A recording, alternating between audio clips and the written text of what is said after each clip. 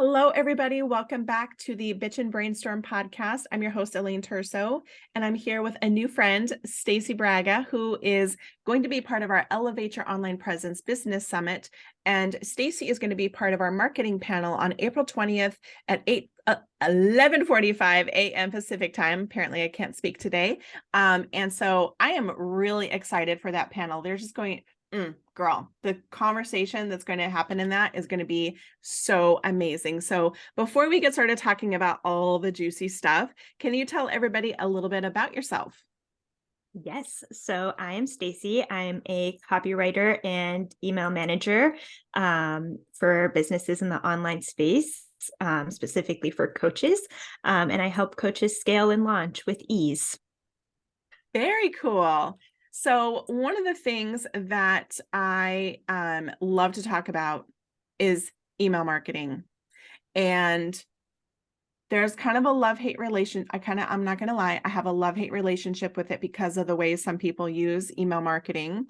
But can you talk a little bit about why email marketing is so important to your marketing strategy as a business owner? Yes. So email is your own space that you own. So it's the most important thing. So when you post on social media, you might get 2% of your viewers, your audience seeing a specific post. But when you send out an email, you can get 50 or 60% of your audience reading the message that you want them to read. And then plus there's always the risk of something going wrong with social media or it going out of style. And so you want to have something that is going to be around for a long time. Mhm. Email is not going anywhere. It's been around since the beginning of the internet. It's going to stay around. And most people check their email before they check their social media in the morning. So you want to be top of mind for your audience. Yes, I I remember the day this happened it was a couple years ago. Facebook had a blackout, right? And I was like telling people, I'm like, now do y'all see? Like, you don't own this platform. And at any moment, it could be taken away from you. And then what are you going to do? How will you run your business if you don't have Facebook, if you don't have Instagram, if you don't have TikTok, if you don't have that modality? How will you run your business? Your email list is the only thing you own. So I am so glad we're having this conversation and that you feel the same way I do, because it's like, yes, I'm not alone in this.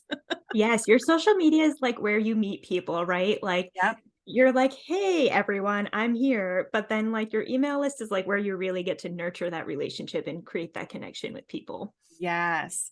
So can you talk about, maybe somebody is new to email or maybe they're new to business? What do you recommend? How should they get started? How do they grow their list? Yes. So, what I recommend if you're just starting your email is to create a freebie. Um, it could be a guide, a challenge, a webinar, something that is going to speak to your audience and they'll be interested in. And then promote that freebie everywhere on your social media, like to your email, anywhere that it would be relevant. Um, and then from there, I would make a welcome sequence and you can automate it so it's easy and it could just be simple, like 3 emails, like welcome to my list. Here's your freebie and here's what you can expect from this list and just, let them know, what do you do? How can you support them? And then from there, start emailing, I would say weekly. If you're just starting out, get in that momentum. If you're in somebody's inbox every week, you'll be top of mind. People will remember you. So when they need your service or your coaching, like you'll be somebody that they think about. So those are my tips for starting out. Awesome. One of the things that I love, you just said one of the magic keywords that always goes, yes, automation. I am a systems girl, and being able to automate that entire sequence, like, can we please agree that manual labor is so out of style, and especially when it comes to emails. You should not be manually emailing people after they've subscribed to your list. Please, please no, please don't do that. Like, no, please don't do that. That used to be something that before I learned about automations, that was what I was doing because I was like, well, how am I going to get it to people? Like, no. I know. And then I think like part of it too, sometimes people feel like, oh, but I want it to be like personal, but you can Mhm. still You automate can. and be personal because you can Yes. segment your list. Um, Yes. and you can say like, okay, like this person signed up for like this service. So like I'm only going to send them emails about things they're interested in and things they want to hear about. And so Yeah. you do end up personalizing it. Hmm. Yes. I love my CRM has the ability to have custom fields.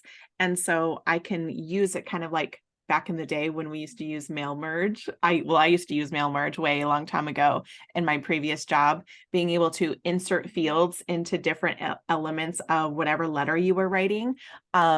It offers me that same concept. And so that's how I'm able to customize and kind of really make it personal to the person is I can fill out custom fields if I know somebody or we've had a conversation or based on what they've downloaded or anything like that. We can have those conversations and they have no idea that it's automated. And that's okay. Oh, I know, because I'm all about work smarter, not harder, right? Exactly. And if So you can give that personal touch, that's great. yeah. So once you have a list, okay, so how many do you think you need on a list in order to start really utilizing email? And then how do you use it to scale and grow your business? I mean, you can start selling to your list. It doesn't have to be that big. You can start selling to a group of 50 or 100 people. Yeah, Why not? right. If you have 50 warm leads in your email list, then take advantage of that. Um, and then in terms of scaling, start automating more. So, it start thinking about like, how can you create a sequence for this webinar that you're going to put on? How can you work smarter, not harder, right? Hmm. What are the things that you can start to automate and not have to think about because you're instead of sending the same email over and over again, Hmm. um, you can just have it automatically do it. Yeah. What would you consider to be a good like open rate? So that was something that came up in a conversation yesterday. Somebody was like, I don't know if this is a good open rate or not. But do you have any guidelines around what is considered a good open rate or a click-through rate or whatever? Um, it depends. It's hard. So I would say like for an open rate, like 20% would be good. Mhm. And then click through rate, honestly, it's like 1% or 2%. It's small, but it means that that would be like if you had 100 people and one person clicked, that's a 1% conversion rate. Yeah. Um, but then once you have that data, you can start looking at what can you test to improve. So like, if it's your open rate that's not working, is it your subject lines that need some work? If you have a good open rate but nobody's clicking, then it's your copy inside your email that you kind of have to go back and reassess what's working and what's not working. Yeah. Yes, absolutely. Well, I am so excited to have you as part of our summit and talking about, all of this stuff around marketing. Everybody wants to talk about marketing. They do, right? For real. But I feel like there's some foundational elements that we need to have in place first. And I love that this conversation around marketing is going to be covering the faceted ways that we can market our business and people will be able to find one and choose one that works best for them. And so I'm really excited to have you as part of our summit. So thank you so much for, coming and talking with me, kind of giving us a little taste test of what we're going to be talking about at the summit. So everybody be sure to tune in for April 20th marketing panel at 11:45 a.m. Pacific time. This is going to be a 1 hour panel because we're going to be having such amazing conversations. So you will not want to miss out. So thank you so much, Stacy. Thank you. This is so fun. All right, we'll see you guys later.